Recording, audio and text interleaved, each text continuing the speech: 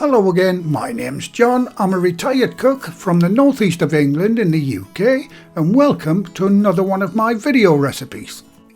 In this very short video, I'll show you how to turn your plain or all-purpose flour into self-raising flour. Self-raising flour is readily available in the UK and is a great convenient flour for making light and fluffy baked goods like cakes, scones, pancakes, etc.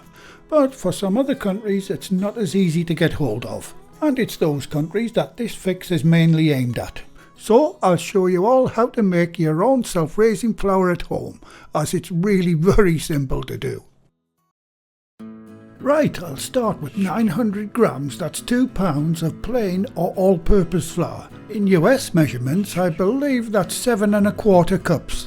Next to go in is 36 grams, that's 9 teaspoons of baking powder. And it's the addition of baking powder that makes plain flour into self-raising flour. And an easy way of remembering the ratio is 1 teaspoon of baking powder to every 100 grams of flour. It's as simple as that. The only other ingredient that I use is 1 teaspoon of salt for this amount of flour. Now, using the old trusty wooden spoon handle, I roughly mix that together.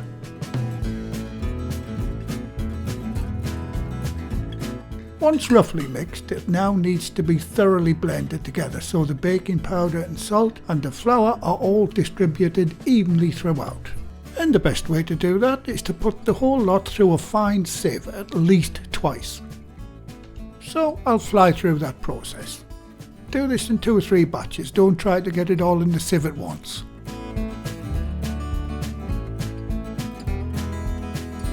And those little lumps are baking powder. Just push those through with your fingers.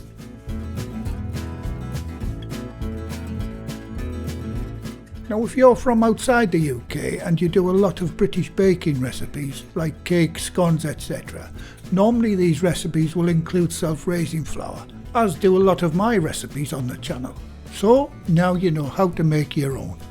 Or if you've simply just run out of self-raising flour, now you know how to make it up yourself. Okay, to be sure it's completely blended, I'll do that once more.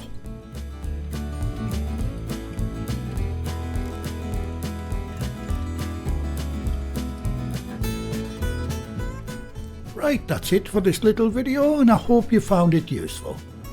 So I'll see you on the next one. And as always, a big thumbs up, even though it's not technically a recipe. Well, thank you again for watching. Please like, share, comment and subscribe by hitting the circle above. If you do subscribe, activate the bell icon next to the subscribe button on my channel page. And by doing that, you'll be automatically notified every time I upload a new video. And in the meantime, here's a few of my other videos and playlists that you may want to watch. So until the next time, be safe in your kitchen and bye for now.